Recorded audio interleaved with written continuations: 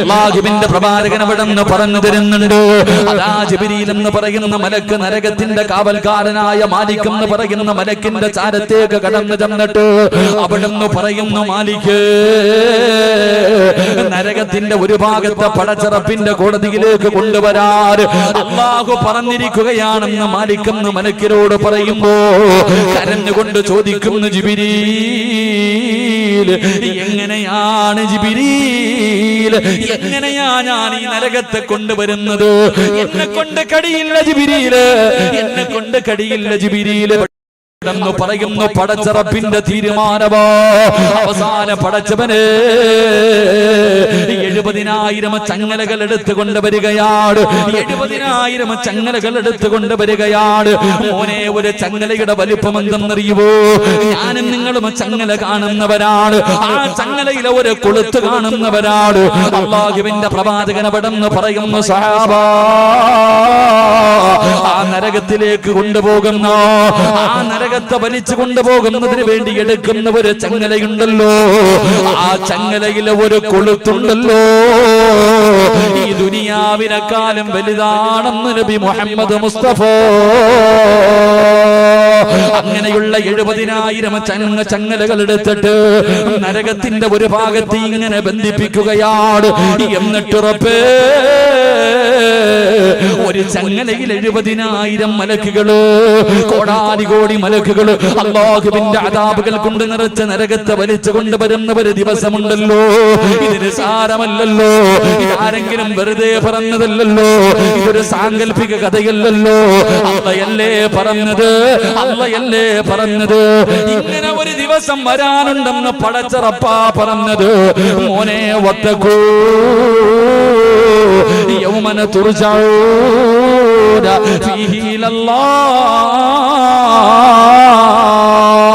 എടാ, ഇങ്ങനെ ഒരു ദിവസം വരാനുണ്ടടാ.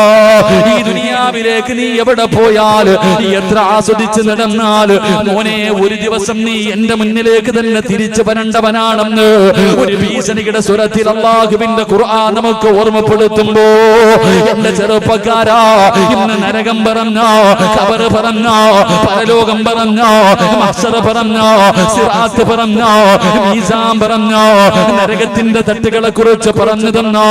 മോനെ, ഇതൊക്കെ ഉണ്ടോ ഉസ്താദ്? വിശ്വസിക്കാൻ നമ്മളിൽ പലർക്കും മടിയാണ്. വിശ്വസിക്കാൻ നമ്മളിൽ പലർക്കും മടിയാ. ഇതൊക്കെ ഉള്ളതാണോ എന്ന് ചോദിക്കുന്നവര്, മോനെ, ഉണ്ടടാ.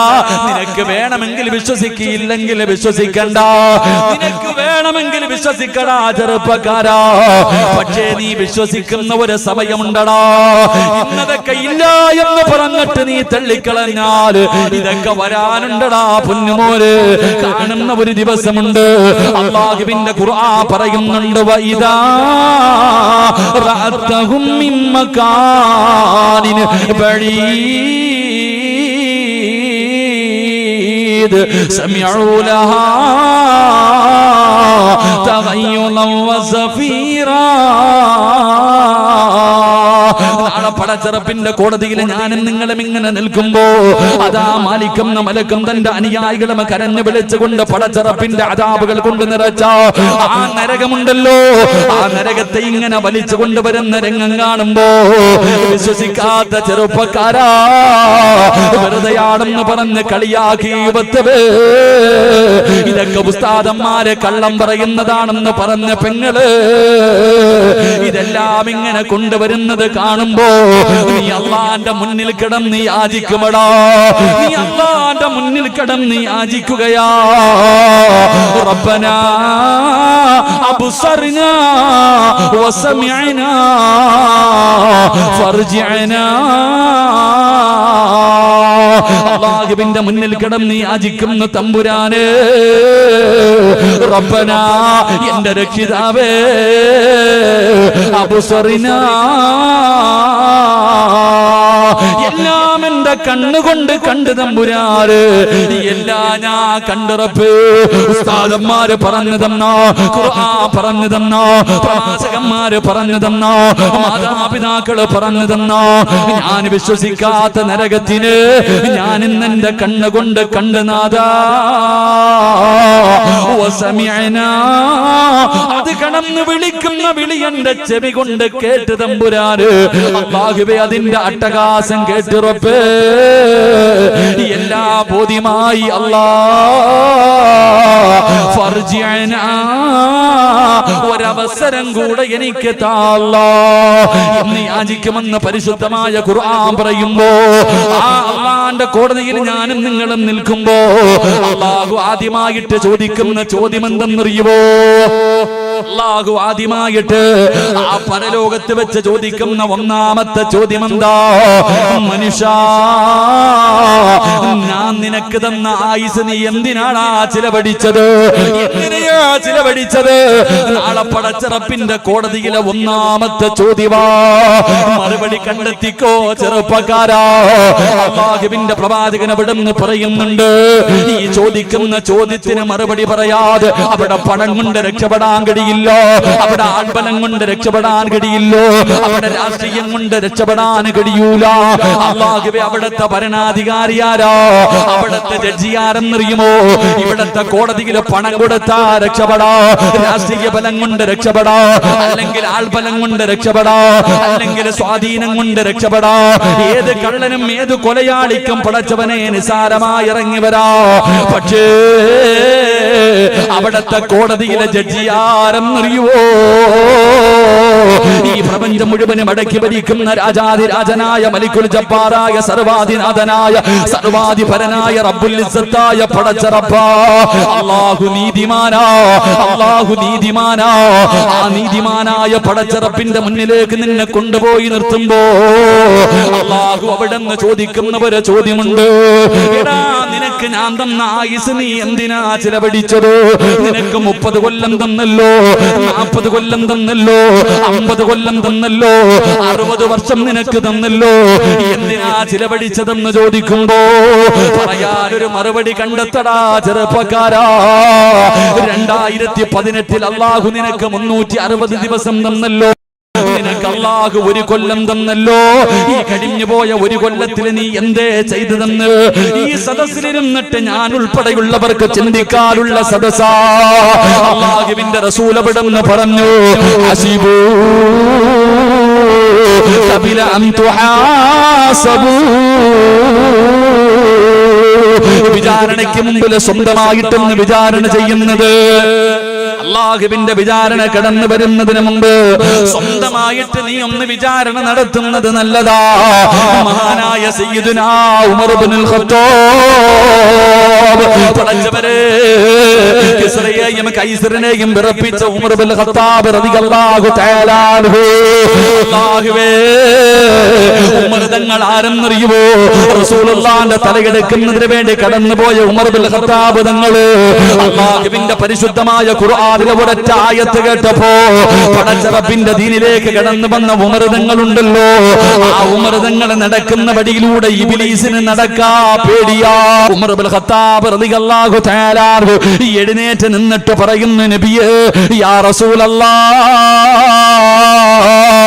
ഈ ഉമറിനോടെങ്ങാണം അങ്ങനെ ചോദിച്ചാ കബറിന്റെ അകത്ത് മയ്യത്ത് കൊണ്ടുവച്ച് വെള്ള തുണിയിൽ പൊതിഞ്ഞിട്ട് കബറിന്റെ അകത്ത് ഇറക്കി വെച്ച് പിടിമണ്ണ് വാരി എറിഞ്ഞ് പലകയിടത്ത് നിരത്തിയിട്ട് മീസാങ്കലിനും നട്ടിട്ട് എല്ലാവരും പോകുമ്പോ അതിനകത്ത് വരുന്ന മുൻകറും നക്കീറെന്ന് പറയുന്ന 2 മലക്കുകളുണ്ടല്ലോ, അവരെന്നോട് ചോദ്യം ചോദിച്ചാ, ഉമറേ നിന്റെ റബ്ബാരെന്ന് ചോദിച്ചാ ഞാൻ തിരിച്ചു ചോദിക്കും, നിന്റെ റബ്ബ് തന്നെയാ എന്റെ റബ്ബ്. ആ മലക്കിനോട് ഞാൻ തിരിച്ചു പറയും, നിങ്ങളുടെ 2 പേരുടെയും റബ്ബാരാണോ? ആ റബ്ബാട് എന്റെ റബ്ബെന്ന് ഞാൻ പറയുമെന്ന ചങ്കൂറ്റത്തോട് പറഞ്ഞ മഹാനായ സയ്യിദുനാ ഉമർ ഇബ്നുൽ ഖത്താബ് റളിയല്ലാഹു തആല അൻഹു. അല്ലാഹുവേ, ആ ഉമർ തങ്ങളുടെ ജനാസ കുളിപ്പിക്കുന്ന സമയത്ത് ആ ഉമർ തങ്ങളുടെ ജനാസ കുളിപ്പിക്കുമ്പോ സഹാബികളെ വല്ലാതെ അത്ഭുതപ്പെടുകയാണ്. കാരണം ശരീരം മുഴുവനും പാട് കാണുകയാ. തന്റെ ശരീരത്തിന്റെ ഭാഗങ്ങൾ മുഴുവനും പടച്ചവനെ ചാട്ടമാറ് കൊണ്ട് തല്ലിയ പാട് കാണുകയാ. അല്ലാഹുവേ, അവിടെ നിന്ന് അന്വേഷിച്ചപ്പോ മയ്യത്ത് കുളിപ്പിച്ച സ്വഹാബികൾ അന്വേഷിച്ചു, ഈ പാടിന്റെ കാരണം എന്താ? എന്റെ പ്രിയപ്പെട്ട ചെറുപ്പക്കാരാ, പാതിരാത്രി തന്റെ വീടിന്റെ അകത്ത് കയറിയിരുന്നിട്ട് എല്ലാവരും ഉറങ്ങിക്കഴിയുമ്പോ ഒറ്റയ്ക്ക് തന്റെ വീടിന്റെ അകത്ത് കയറിയിട്ട് ചാട്ടവാറ് കൊണ്ട് തന്റെ ശരീരത്തിലേക്ക് തെല്ലിയിട്ട്, ഇന്ന് നീ അങ്ങനെ ചെയ്തല്ലോ, ഇന്ന് നീ പാപം ചെയ്തല്ലോ എന്ന് സ്വന്തം വിചാരണ ചെയ്യുമായിരുന്നു എന്ന് ചരിത്രം പറയുമ്പോ, എന്റെ പ്രിയമുള്ള സഹോദരാ, ഈ ഡിസംബർ 31 നിനക്കൊരു വിചിന്തനത്തിന്റെ, കഴിഞ്ഞുപോയ ഒരു വർഷക്കാലം നീ ചെയ്തു കൂട്ടിയതെ കുറിച്ച് നിനക്കൊരു ചിന്തിക്കാനുള്ള സമയമോ, ഒരു വിചാരണ നടത്താനുള്ള സമയമോ. അല്ലാഹുവിന്റെ റസൂൽ അവിടുന്ന് പറഞ്ഞതുപോലെ, ഹസിബൂ ഖബല അൻ തുഹാസബൂ. സിറാജിന് ഒരു വയസ്സ് കൂടിയിരിക്കുകയാണ്. 33ാമത്തെ വയസ്സിലേക്ക് ഞാൻ കടന്നു വരുമ്പോ, പടച്ചവനെ, ഈ ഒരു വർഷക്കാലം സിറാജന്റെ ചെയ്തത്, രാവിലെ ഉറക്കത്തിൽ നിന്ന് എഴുന്നേറ്റിട്ട് കണ്ണുകൊണ്ട് കണ്ടത് പാപമോ, ചെവി കൊണ്ട് കേട്ടത് പാപമോ, നാവ് കൊണ്ട് പറഞ്ഞത് പാപമോ, കൈകൊണ്ട് പിടിച്ചത് പാപമോ, കാലുകൊണ്ട് നടന്നത് പാപത്തിലേക്കോ, ഹൃദയം കൊണ്ട് ചിന്തിച്ചത് പാപമോ. ഓരോ ദിവസവും കോടാനുകോടി പാപം ചെയ്യുന്നവരാണ് ഞാനും നിങ്ങളും. അതുകൊണ്ട് എന്റെ പ്രിയമുള്ളവര്, ഇന്നത്തെ വേല വിചാരണയുടെ വേലാണ്. ഇന്നത്തെ വേല വിചാരണയുടെ വേല. ഓരോരുത്തരും ഈ സദസ്സിലിരുന്നിട്ട് ഞാൻ എന്റെ കാര്യം നോക്കാം, ഞാൻ എന്റെ കഴിഞ്ഞ ഒരു വർഷത്തെ ഞാൻ എന്താണ് ചെയ്തതെന്ന് ഞാൻ തന്നെ ചിന്തിക്കാം. ഇതുപോലെ ആരും അങ്ങോട്ടും ഇങ്ങോട്ടും നോക്കണ്ട. നീ നിന്റെ കാര്യം നോക്കൂ, നീ നിന്റെ കാര്യം നോക്കൂ. നീ നാളെ പരലോകത്ത് പോകുമ്പോ ആരും വരില്ലല്ലോ. അസ്റായിൽ വന്ന് വിളിക്കുമ്പോ നിന്റെ കൂടെ ആരും വരില്ലല്ലോ. ഭാര്യ വരില്ല, മക്കള് വരില്ല, കൂടപ്പറപ്പ് വരില്ല, കൂട്ടുകാര് വരില്ല, ഒരു രാഷ്ട്രീയ പാർട്ടിയും വരൂല, ഒരു സംഘടനയും വരൂല. മോനെ, ഒറ്റയ്ക്ക് പള്ളിക്കുടിയിലേക്ക് പോകേണ്ടവനാടാ. അല്ല തന്നെ അത് പറയുന്നുണ്ട്, അള്ളാഹു തന്നെ പറയുന്നുണ്ട്. അള്ളാഹുവിന്റെ വിശുദ്ധമായ ഖുർആൻ പറയുകയാ, അതാ മലക്കുൽ മൗത്ത് വിളിക്കുന്ന സമയത്ത് പോകാതിരിക്കാൻ പറ്റുമോ? അതുകൊണ്ട് എന്റെ പ്രിയപ്പെട്ടവരോട് എനിക്ക് പറയാനുള്ളത്, അള്ളാഹുവിന്റെ ഖുർആൻ ഒരായത്തിൽ അള്ളാഹു 2 പ്രാവശ്യം നിങ്ങൾ അള്ളാഹുവിനെ സൂക്ഷിക്കണേ. അള്ളാഹുവിന്റെ വിശുദ്ധമായ ഖുർആനില് 2 സ്ഥലങ്ങളിൽ ഒരായത്തിൽ 2 പ്രാവശ്യം അള്ളാഹു പറഞ്ഞതെന്തെന്നറിയോ? നിങ്ങൾ അള്ളാഹുവിനെ സൂക്ഷിക്കണേ. ഒരേ ഒരായത്തിൽ അള്ളാഹു 2 പ്രാവശ്യം പറഞ്ഞു. ഏതായത്തിലാ? യാ അയ്യുഹല്ലദീന ആമനൂ.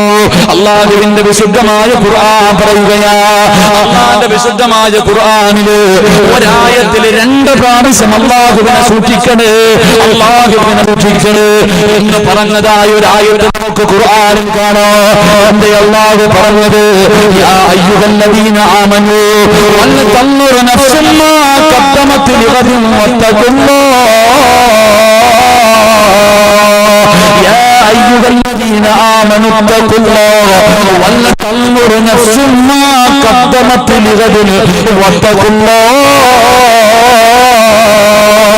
ഒരേ ഒരായത്തിൽ അള്ളാഹു 2 പ്രാവശ്യം പറഞ്ഞു നിങ്ങൾ അള്ളാഹുവിനെ സൂക്ഷിക്കട്. യാ 2ന്റെയും ഇടയിൽ അള്ളാഹു പറഞ്ഞത് എന്തെന്നറിയുമോ? വൽതൻദുർ നഫ്സുൻ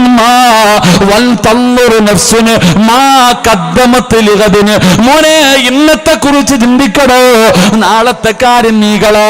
പടച്ച റബ്ബിന്റെ മുന്നിലേക്ക് കടന്നു ചെല്ലുമ്പോ നിന്റെ കയ്യിൽ എന്താണെന്നുള്ളത് ഇന്ന് നീ ചിന്തിക്കാൻ ഖുർആൻ പറയുമ്പോ, ഈ ഡിസംബർ 31 ചിന്തിക്കാനുള്ള സമയമോ? കഴിഞ്ഞുപോയ ഒരു വർഷക്കാലം ചെയ്തു കൂട്ടിയ നന്മയെ കുറിച്ച്, പാവങ്ങളെ കുറിച്ച് അല്ലാഹുവേ ഒരു വിചാരണ നടത്തിയിട്ട് റബ്ബിന്റെ മുന്നിൽ പൊട്ടിക്കരഞ്ഞ് നമുക്ക് ദുആ ചെയ്ത് പിരിയാ. അല്ലാഹു അതിനുള്ള ഭാഗ്യം നൽകി അനുഗ്രഹിക്കുമാറാകട്ടെ. അള്ളാഹു അതിനുള്ള ഭാഗ്യം നൽകി അനുഗ്രഹിക്കുമാറാകട്ടെ. എനിക്ക് കൂടുതലൊന്നും പറയാനില്ല. കഴിഞ്ഞ ഒരു കൊല്ലം നീ ചെയ്തതിനെക്കുറിച്ച് നീ മാത്രം ചിന്തിക്കുക, വേറെ ആരും വേണ്ട. മഹാനായ സയ്യിദുനാ ഉമർ ഇബ്നുൽ ഖത്താബ് റളിയല്ലാഹു തആല അൻഹു ചാട്ടവാർ എടുത്തിട്ട് സ്വന്തം തല്ലും. സ്വന്തം തല്ലിക്കിട്ട റൂമിൻ്റെ അകത്തിരുന്നിട്ട് ശരീരത്തിനോട് ചോദിക്കും, നീ അങ്ങനെ ചെയ്തില്ല, ഇങ്ങനെ ചെയ്തു. നമ്മൾ ചാട്ടവാറ് കൊണ്ട് തല്ലണ്ട. നീ ചാട്ടവാറ് പോയിട്ട് ഒരു ഈർക്കൽ കഷ്ടം കൊടുത്തിട്ട് നീ തല്ലണ്ട. ഈ സദസ്സിലിരുന്നിട്ട് 2018 നീ ചെയ്തു കൂട്ടിയതിനെ മുഴുവനും ഒന്ന് ചിന്തിച്ച് നോക്കിക്കേ. എന്തായിരിക്കും നിൻ്റെ മറുപടി?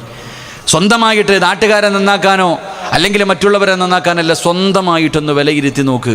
എന്നിട്ട് നീ ജയിച്ചവനാണോ തോറ്റവനാണോ എന്ന് തീരുമാനിക്ക്. അള്ളാഹു നമുക്ക് ഭാഗ്യം നൽകി അനുഗ്രഹിക്കുമാറാകട്ടെ. എൻ്റെ പ്രിയമുള്ള സഹോദരങ്ങളെ, ആരും ചിന്തിക്കാനും നോക്കാനൊന്നും ഇരിക്കേണ്ട, ഒറ്റ തീരുമാനമേ ഉള്ളൂ. എൻ്റെ പ്രിയപ്പെട്ടവരെ, ജീവിതത്തിൽ ചെയ്തിരിക്കുന്നത് മുഴുവനും 99.3% പാവമാണ് ചെയ്തിരിക്കണേ. ഒരല്പമേ ഉള്ളൂ നന്മ പറയാൻ. അപ്പോൾ എൻ്റെ പ്രിയപ്പെട്ട സഹോദരങ്ങളെ, നിങ്ങൾ ചോദിക്കും, ഉസ്താദെ, ഈ ചെയ്തു കൂട്ടിയ പാപങ്ങളൊക്കെ ഞങ്ങൾ എവിടെ കൊണ്ട് കഴുകിക്കളയാനാ? ഈ ചെയ്തു കൂട്ടിയിരിക്കുന്ന പാപങ്ങൾ, ഒരുപാട് ജീവിതത്തിൽ പാപം ചെയ്തല്ലോ, ഈ പാപങ്ങൾ മുഴുവനും ഞങ്ങൾ എവിടെ കൊണ്ട് കഴുകിക്കളയാനാ? മോനെ, അതിനുള്ള മറുപടി അല്ല തന്നെ പറയുന്നുണ്ടടാ. ഖുർആനിൽ എല്ലാം അല്ല പറയുന്നുണ്ട്. അള്ളാഹുവിൻ്റെ വിശുദ്ധമായ ഖുർആനിൽ നീ ചോദിക്കുന്ന എല്ലാ ചോദ്യങ്ങൾക്കും മറുപടി അല്ല തന്നെ പറയുന്നുണ്ട്. അള്ളാഹു പഠിക്കാൻ ഭാഗ്യം തരുമാറാകട്ടെ. എന്താ അള്ളാഹു പഠിക്കാൻ ഭാഗ്യം തരുമാറാകട്ടെ. അള്ളാഹിൻ്റെ ഖുർആനിൽ ഏറ്റവും കൂടുതൽ പ്രാവശ്യം അള്ളാഹു പറഞ്ഞത് എന്താ? അള്ളാഹുവിൻ്റെ വിശുദ്ധമായ ഖുർആനിൽ അള്ളാഹു ഏറ്റവും കൂടുതൽ പ്രാവശ്യം പറഞ്ഞ എന്താ? നീ ചിന്തിക്കാത്ത എന്തെന്ന് അള്ള ചോദിച്ചാൽ, എടാ നീ ബുദ്ധിയുള്ളവനല്ലേ? അള്ള ചോദിച്ചൊരു ചോദ്യമുണ്ട്, എടാ നീ ചിന്തിക്കാൻ കഴിവുള്ളവനല്ലേ, എന്തേ നീ ചിന്തിക്കാത്ത? അള്ള ചോദിച്ചതാ, ചിന്തിക്ക്. അള്ളാഹുവിൻ്റെ വിശുദ്ധമായ ഖുർആൻ എല്ലാത്തിനും മറുപടി പറയുന്നുണ്ട്. നിൻ്റെ ഒരു ചോദ്യം, എല്ലാ ചോദ്യങ്ങൾക്കുമുള്ള മറുപടി അള്ളാഹു പണ്ടേ പറഞ്ഞു വെച്ചിട്ടുണ്ട്. അള്ളാഹു പഠിക്കാൻ ഭാഗ്യം തരുമാറാകട്ടെ. ചെയ്തു പോയ പാവങ്ങൾ അള്ളാഹുവിന്റെ മുന്നിൽ നിന്ന് ഏറ്റുപറയാ കഴിയുമോ? എടാ, എത്ര പാപം ചെയ്താലും നിനക്ക് അള്ളാഹു പുറത്തു തരും.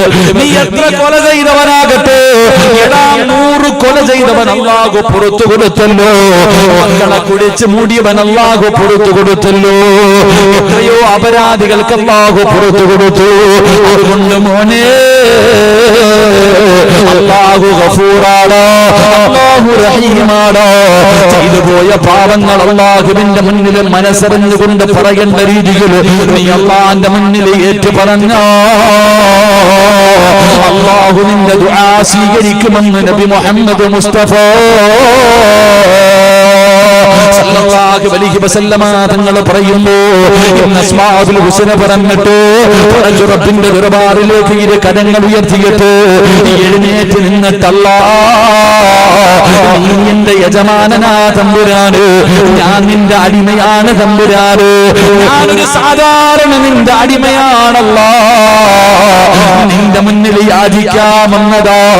പൊറുക്കന്റെ പാപം സയ്യിദി വെറുക്കാതെ പൊറുക്കുന്നവനാരുണ്ട് നീയല്ലാതെ. ഇഹലോകാർഭാടങ്ങളെന്നെ വലച്ചതാ, നഫ്സെന്നെ ഉന്തി തള്ളിവിട്ടു ചതിച്ചതാ. അല്ലാതെ ധിക്കരിച്ചല്ല റബ്ബേ നിന്നെ, അതുകൊണ്ട് ആട്ടരുതിലാകെ എന്നെ. അസ്മാഉൽ ഹുസ്ന പറഞ്ഞിട്ട് എഴുന്നേറ്റ് നിന്നിട്ട് പറയണമല്ലോ, നീ എന്റെ യജമാനനോ, ഞാൻ നിന്റെ അടിമയോ, ഞാൻ നിന്റെ അടിമയോ, നിന്റെ മുന്നിൽ യാചിക്കാമെന്നവനാണ് തമ്പുരാന്. പടച്ചവനെ, നിന്നെക്കാല് പൊറുക്കുന്ന ഒരാളും ഈ ലോകത്തില്ല. അല്ലാ, നീ കാരുണ്യമാനോ, നീ ദയാലുവോ, നിന്റെ അടിമയുടെ കണ്ണ് നിറയുന്നത് നിനക്കിഷ്ടമല്ല തമ്പുരാന്. ജീവിതത്തിൽ ഒരുപാട് പാപങ്ങൾ ചെയ്തു, എല്ലാം എന്റെ ശരീരം എന്നെ പിടപ്പിച്ചതാ തമ്പുരാന്, എന്നെ ശൈത്താൻ നശിപ്പിച്ചതാണ് തമ്പുരാന്. അറിഞ്ഞുകൊണ്ട് ചെയ്തതല്ലോ, വികാരം കൊണ്ട് ചെയ്തതല്ലോ, എല്ലാ പുറത്തു തരുടെയും അസ്മാഉൽ ഹുസ്ന പറഞ്ഞിട്ട് ചെയ്തു പോയ പാപങ്ങൾ മുഴുവനും ദുനിയാവിലെ ഈ സ്വർഗ്ഗത്തിൽ കുടിച്ചു മൂടിയിട്ട് വേണം നമുക്ക് പിരിയാ. അല്ലാഹു അതിനുള്ള ഭാഗ്യം നൽകി അനുഗ്രഹിക്കുമാറാകട്ടെ. അല്ലാഹു അതിനുള്ള ഭാഗ്യം നൽകി അനുഗ്രഹിക്കുമാറാകട്ടെ. അതുകൊണ്ട് എന്റെ പ്രിയമുള്ള സഹോദരങ്ങളെ, ഇന്ന് തൗബയുടെ ദിവസമാണ്, ഇന്ന് ദുആഇന്റെ ദിവസമാണ്. ചെയ്തു പോയ പാപങ്ങൾ മുഴുവനും ഇവിടെ കഴുകിക്കളഞ്ഞാൽ അല്ലാഹു പുറത്തു തരുമെന്ന് അല്ലാഹു തന്നെ പറഞ്ഞിട്ടുണ്ട്. അല്ലാഹു പറഞ്ഞു, എന്റെ അടിമ എന്ത് പാപം ചെയ്താലും എന്നോട് ചോദിക്കാൻ പറ. നബിയോട് പറഞ്ഞു കൊടുത്തു. അവര് ചോദിക്കും, അല്ലാഹ് എവിടാണെന്ന്. നബിയോട് ചോദിക്കും, അല്ലാഹ് എവിടാണെന്ന് ചോദിക്കുമ്പോൾ പറയണം, വഇദാ സഅലക ഇബാദി അന്നി ഫഇന്നി ഖരീബ് ഉജീബു ദഅവത ദാഇ ഇദാ ദഅാനി ഫല്യസ്തജീബു ലി. അള്ളാന്റെ ഖുർആൻ പറയുന്നുണ്ട്. അവർ ചോദിക്കും നബിയെ, ഞാൻ വിളിച്ചാൽ എവിടെ ഇരിക്കുന്നു, അല്ലെങ്കിൽ അള്ളാഹ് എവിടെ ഇരിക്കുന്നു അവർ ചോദിക്കുമ്പോൾ പറഞ്ഞു കൊടുക്കണം, ഈ കണ്ണിന്റെ നരമ്പുണ്ടല്ലോ, ഈ കണ്ണിന്റെ നരമ്പ് അവനിലേക്ക് അടുത്തിരിക്കുന്നതിനേക്കാൾ ഞാൻ അടുത്തുണ്ട്, എന്നോട് ചോദിക്കാൻ പറ നബിയെ, ഞാൻ പുറത്തു കൊടുക്കാമെന്ന് അള്ളാഹു തന്നെ പറഞ്ഞിട്ടുണ്ട്. അതുകൊണ്ട് യൂനുസ് നബി കടലിന്റെ ഉള്ളറയിൽ കടന്ന് മീനിന്റെ വയറ്റിൽ കിടന്നിട്ട് ഒരൊറ്റ ദിക്റേ പറഞ്ഞുള്ളൂ, ലാ ഇലാഹ ഇല്ലാ അന്ത സുബ്ഹാനക ഇന്നി കുന്തു മിനൽ ളാലിമീൻ. ഈ ദിക്ർ പറഞ്ഞതുകൊണ്ടാണ് യൂനുസ് നബി മീനിന്റെ വയറ്റിൽ നിന്ന് കരയിലേക്ക് കയറിയത്. ഇല്ലെങ്കിൽ ഖിയാമത്ത് നാൾ വരെ അവിടെ കടക്കേണ്ടി വരുമായിരുന്നു എന്ന് നബി മുഹമ്മദ് മുസ്തഫ. ഉറക്കെ നബി മുഹമ്മദ് മുസ്തഫ, ഉറക്കെ നബി മുഹമ്മദ് മുസ്തഫ സല്ലല്ലാഹു അലൈഹി വസല്ലം. അള്ളാഹു നമ്മുടെ ഈ സദസ്സ് കബൂലാക്കുമാറാകട്ടെ. അപ്പൊ ദുആ ചെയ്യണം. നമ്മളൊക്കെ ആണെങ്കിൽ ഒരുപാട് കാലം കൊണ്ട് ദുആ ചെയ്യുന്നുണ്ട്. വെറുതെ ദുആ ചെയ്ത് സ്വീകരിക്കൂല. എന്റെ പ്രിയമുള്ള സഹോദരങ്ങൾ, വെറുതെ അങ്ങോട്ട് നിന്നിട്ട് കളന്ന് എന്തെങ്കിലുമൊക്കെ കാണിച്ച അള്ളാഹു ദുആ സ്വീകരിക്കൂല. ദുആ ചോദിക്കേണ്ടതുപോലെ ചോദിക്കണം. ഒരു മനുഷ്യന്റെ ദുആ അള്ളാഹു സ്വീകരിക്കണമെങ്കിൽ 6 കാര്യങ്ങൾ നേരെയായാലേ അവന്റെ ദുആ അള്ളാഹു സ്വീകരിക്കൂ എന്ന് നബി മുഹമ്മദ് മുസ്തഫ.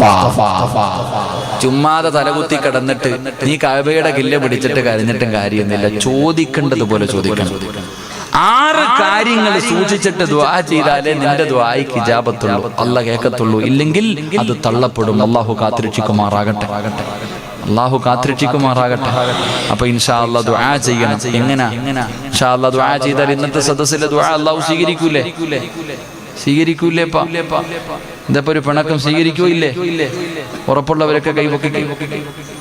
ഇന്നത്തെ ദുആ അള്ളാഹു, നീ എന്തിനാ മോനെ നിക്കണേ, ഈ ചങ്ങാതി ഇതിൽ നിൽക്കണം, ഒരു കസേരയിട്ട് കൊടുപ്പ, അപ്പുറകിരിക്കണം, ഓ നിൽക്കണാണ് എനിക്ക് സങ്കടം, ഞാൻ നിന്നുള്ള നീരുന്നു പെട്ടെന്നിരുന്നു. അള്ളാഹു സ്വീകരിക്കുമാറാകട്ടെ. കൈപൊക്കാൻ പറഞ്ഞപ്പം പലരും പൊക്കിയില്ല. പൊക്കാത്തവനെ ഇപ്പൊ ഞാൻ മറുപടി തരാം. എന്റെ പ്രിയമുള്ള സഹോദരങ്ങളെ, മഹാനായി നബി മുഹമ്മദ് മുസ്തഫ സ്വല്ലല്ലാഹു അലൈഹി വസല്ലമ തങ്ങൾ പറയുന്ന, നാളെ പടച്ച റബ്ബിന്റെ പരലോകത്തൊരു മനുഷ്യനെ കൊണ്ടുവരും. എന്നിട്ട് നോക്ക്, അള്ളാഹുവിന്റെ മുന്നിൽ നാളെ പരലോകത്തൊരു മനുഷ്യനെ കൊണ്ടുവന്നു. ആ മനുഷ്യനെ കൊണ്ടുവന്ന സമയത്ത് അള്ളാഹു ആ മനുഷ്യന്റെ അമലുകളൊക്കെ നോക്കി, ഒന്നുമില്ല, പോരാന്ന് പറഞ്ഞ് നരകത്തിലോട്ട്. മഹാനായ അനസ് റളിയല്ലാഹു തആല അൻഹു പറയുന്നു, പ്രവാചകൻ സല്ലല്ലാഹു അലൈഹി വസല്ലം തങ്ങൾ പറയുന്ന, നാളെ പരലോകത്തൊരു മനുഷ്യനെ കൊണ്ടുവന്നു. ആ മനുഷ്യന്റെ ജീവിതത്തിൽ നന്മയെന്ന് പറയാൻ ഒന്നുമില്ല. ആ സമയത്ത് അല്ലാഹു സുബ്ഹാനഹു വ തആല പറഞ്ഞു, ഈ മനുഷ്യനെ നരകത്തിൽ കൊണ്ടുപോകാൻ.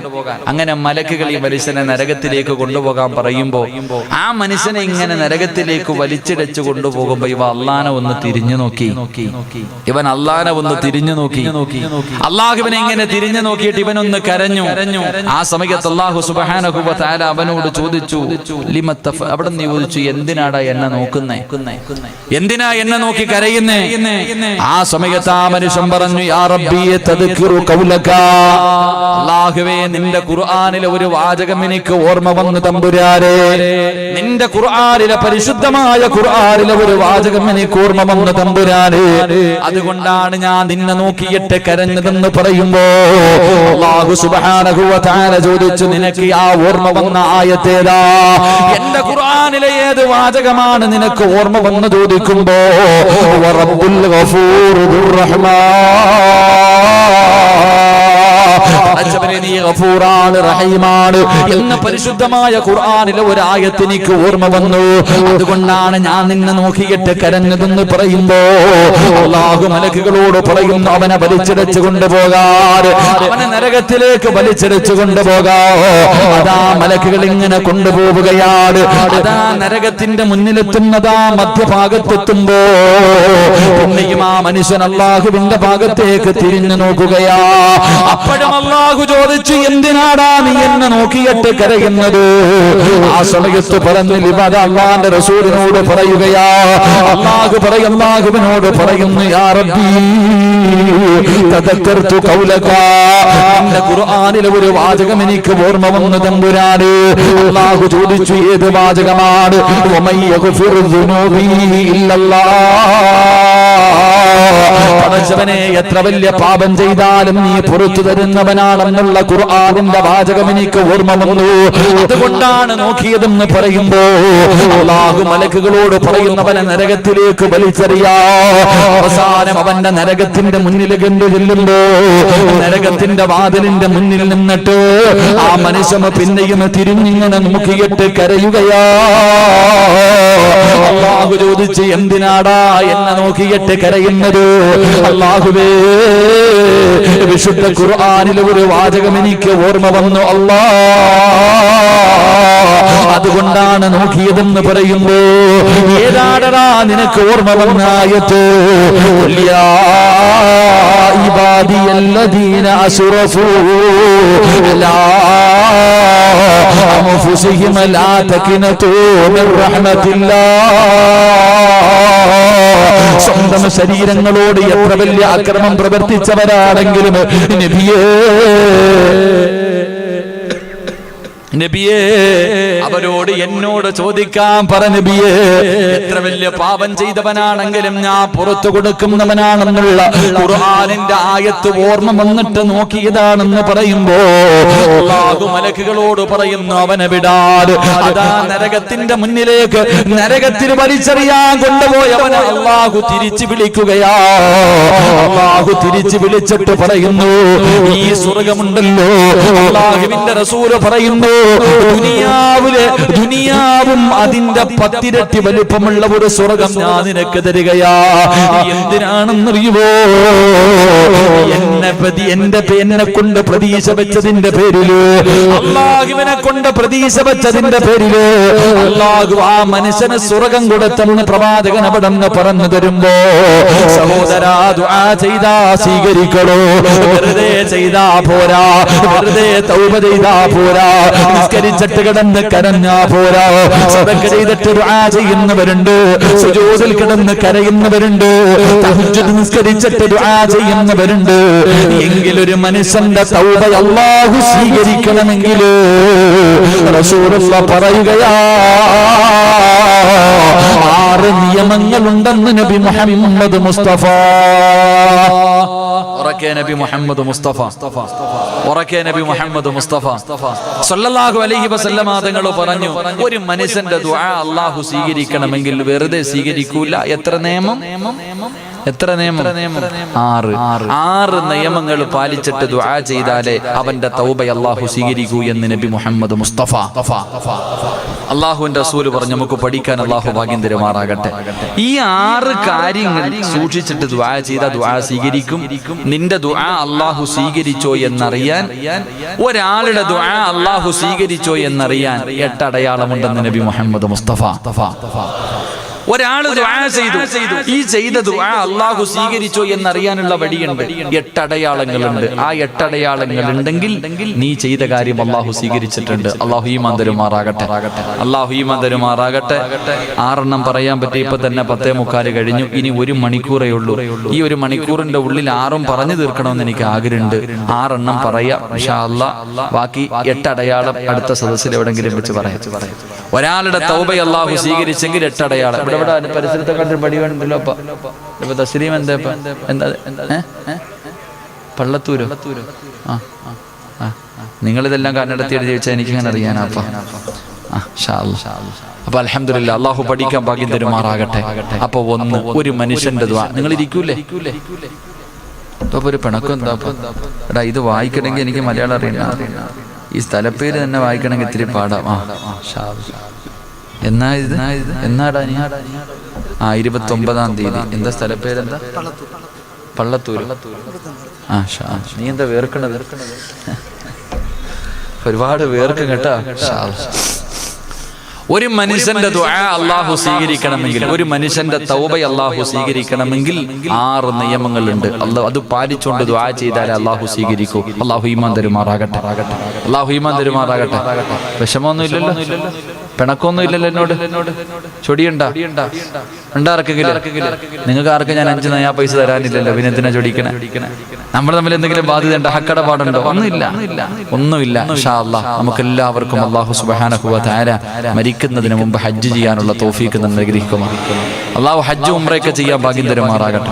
നിങ്ങളൊക്കെ ദുആ ചെയ്യണം. എനിക്കാണെങ്കിൽ എൻ്റെ ഫാമിലി ആയിട്ടൊന്ന് ഉംറ പലരും ഡേറ്റ് ചോദിക്കുന്നുണ്ട് കൊടുക്കായില്ലപ്പ. ഞാനൊന്ന് ഉംറയ്ക്ക് പോകണം എൻ്റെ മോനെയും കൊണ്ട്, എൻ്റെ ഭാര്യയും മക്കളെയും കൊണ്ട്. എനിക്ക് ഇൻഷാ അല്ലാഹ് മാർച്ച് മാസം അവസാനം ഉംറയ്ക്ക് പോകണമെന്ന് ആഗ്രഹമുണ്ട്. ഇവിടെ കാസർഗോഡുള്ള ഒരു ഗ്രൂപ്പിലാണ് പോണേ. കമ്മീഷനൊന്നും ഇല്ല, ആരും കണ്ടൊക്കെ കൂടിക്കോണം കേട്ടോ. കമ്മീഷൻ പണി തരുന്നില്ല, എന്തെങ്കിലും ഉണ്ടെങ്കിൽ കൂടിക്കോണം. അല്ലെങ്കിൽ എവിടെയെങ്കിലും ആരെയൊക്കെ എൻ്റെ ഗ്രൂപ്പിൽ വരണം നിർബന്ധം എൻ്റെ ഒന്നും അല്ല. ഞാൻ പോണ ഗ്രൂപ്പിൽ വരണം നിർബന്ധമൊന്നുമില്ല. അത് പറഞ്ഞപ്പോൾ ഞങ്ങൾക്ക് കമ്മീഷൻ ഉണ്ട്, നിർബന്ധമില്ല. എല്ലാവരും മരിക്കുന്നതിന് മുമ്പ് മക്കത്ത് പോകണം. അല്ലാഹു ഭാഗ്യം തരുമാറാകട്ടെ. പോകണ്ടേ? പോണോ? അങ്ങനത്തെ ഒരു മടി കാണിക്കട. പറ മനുഷ്യ, പോണോ? ഉറക്കെ ഇൻഷാ അല്ലാഹ് പറ. അല്ലാഹു ഇൻഷാ അല്ലാഹ് പറഞ്ഞവരെ മൊത്തം നീ അവിടെ എത്തിക്കണേ തമ്പുരാനെ. പറയാത്തവനെ ഒരവസരം കൂടെ തരാം. ഒന്ന് ഇൻഷാ അല്ലാഹ് പറഞ്ഞേ. ഇനി പറയാത്തവന്റെ കാര്യത്തിൽ അള്ളാഹിനെ തീരുമാനിക്കട്ടെ. ഞാൻ എന്താ പറയാ, ഓനങ്ങനാണല്ലോ. ശൈത്താനെക്കാളും വലിയ ശൈത്താന്മാരുണ്ട്. അല്ലാഹു കാത്തുരക്ഷിക്കുമാറാകട്ടെ. എന്റെ പ്രിയമുള്ള സഹോദരങ്ങളെ, അല്ലാഹുവിന്റെ പ്രവാചകൻ സല്ലല്ലാഹു അലൈഹി വസല്ലമ തങ്ങൾ പറയുകയാണ്, ഒരു മനുഷ്യന്റെ ദുആ അല്ലാഹു സ്വീകരിക്കണമെങ്കിൽ അല്ലാഹുവിന്റെ മുന്നിൽ കരങ്ങൾ ഉയർത്തിയിട്ട് പൊട്ടിക്കരഞ്ഞുകൊണ്ട് ദുആ ചെയ്യുന്നവരെ അല്ലാഹുവിന്റെ പ്രവാചകൻ സല്ലല്ലാഹു അലൈഹി വസല്ലമ തങ്ങൾ പറയുകയാണ്, ഒരു മനുഷ്യന്റെ തൗബ അല്ലാഹു സ്വീകരിക്കണമെങ്കിൽ ഒന്നാമത്തെ കണ്ടീഷൻ എന്തെന്നറിയുമോ? വമാ ഉമിറൂ إلا ليعبدوا الله مخلصين. ദുആ എന്ന് പറഞ്ഞാൽ ഇബാദത്താ. അല്ലാഹുവിന്റെ പ്രവാചകൻ ഇവിടെന്ന് പറയുന്നുണ്ട്, ദുആ എന്ന് പറഞ്ഞാൽ ഇബാദത്താ. അതാ വമാ ഉമിറൂ ഇല്ലാ ലിയഅബ്ദുല്ലാഹ മുഖ്ലിസീൻ. ഒരു മനുഷ്യന്റെ തൗബ അല്ലാഹു സ്വീകരിക്കണമെങ്കിൽ, ഒരു മനുഷ്യന്റെ ദുആ അല്ലാഹു സ്വീകരിക്കണമെങ്കിൽ ഒന്നാമത്തെ കണ്ടീഷൻ എന്തെന്നറിയോ? അവന് ഇഖ്ലാസ് ഉണ്ടാകണമെന്ന് നബി മുഹമ്മദ് മുസ്തഫ അല്ലാഹുവിന്റെ വിശുദ്ധമായ ഖുർആൻ പറയുകയാ. ഒന്നാമത്തെ നിയമം എന്തെന്നറിയുമോ? ഇഖ്ലാസോടുകൂടി ദുആ ചെയ്താലേ അല്ലാഹു സ്വീകരിക്കൂ. എന്റെ പ്രിയമുള്ളവരെ, അല്ലാതെ എത്ര കടന്ന് വിളിച്ച് കരഞ്ഞിട്ടും കൂവിയിട്ടും കാര്യമില്ല. എന്റെ പ്രിയപ്പെട്ടവരെ, സുജൂദിൽ കിടന്ന് കരഞ്ഞിട്ട് കാര്യമില്ല. ഇഖ്ലാസോടുകൂടി ദുആ ചെയ്താലേ സ്വീകരിക്കൂ. ദുആ ചെയ്യുന്നതിന് ചില മര്യാദകളുണ്ട്. മഹാനായ പ്രവാചകൻ സല്ലല്ലാഹു അലൈഹി വസല്ലമ തങ്ങൾ പറയുകയാ, റസൂലുള്ളാഹി പറയുന്ന സ്വഹാബ, അല്ലാഹുവിന്റെ പ്രവാചകൻ അവിടെ നിന്ന് നോക്കുമ്പോ ഒരു മനുഷ്യന് ശബ്ദമുയർത്തിയിട്ട് കടന്ന് വിളിച്ചുകൂടി കരഞ്ഞുകൊണ്ട് ദുആ ചെയ്യുകയാ. അല്ലാഹുവേ, കരഞ്ഞു വിളിച്ചുകൊണ്ട് ഇങ്ങനെ ദുആ ചെയ്യുകയാ. ആ മനുഷ്യനോട് അല്ലാഹുവിന്റെ റസൂൽ ചോദിച്ചു, മനുഷ്യ, കേൾവിയില്ലാത്തവനോടല്ല നീ കടന്ന് വിളിച്ചു പോകുന്നത്, കണ്ണിന് കാഴ്ചയില്ലാത്തവനോടല്ല നീ ചോദിക്കുന്നത്, കണ്ണിന് കാഴ്ചയുള്ളവനോടാണ്, ചെവി കേൾക്കുന്നവർ റബ്ബിനോടാ നീ ദുആ ചെയ്യുന്നത്. അതുകൊണ്ട് നീ നിന്റെ ശബ്ദം താഴ്ത്തിയിട്ട് ദുആ ചെയ്യണേ എന്ന് നബി മുഹമ്മദ് മുസ്തഫ സല്ലല്ലാഹു അലൈഹി വസല്ലമ തങ്ങൾ പറയുന്നു. ഒരു മനുഷ്യൻ ദുആ ചെയ്യുമ്പോ ഒരുപാട് വിളിച്ചു കൂവിയിട്ടും ദുആ ചെയ്യാൻ പാടില്ല, അതുപോലെ ശബ്ദം താഴ്ത്തിയിട്ടും ദുആ ചെയ്യാൻ പാടില്ല. രണ്ടിന്റെയും മധ്യത്തിലെ ദുആ ചെയ്യാവൂ എന്ന് നബി മുഹമ്മദ് മുസ്തഫ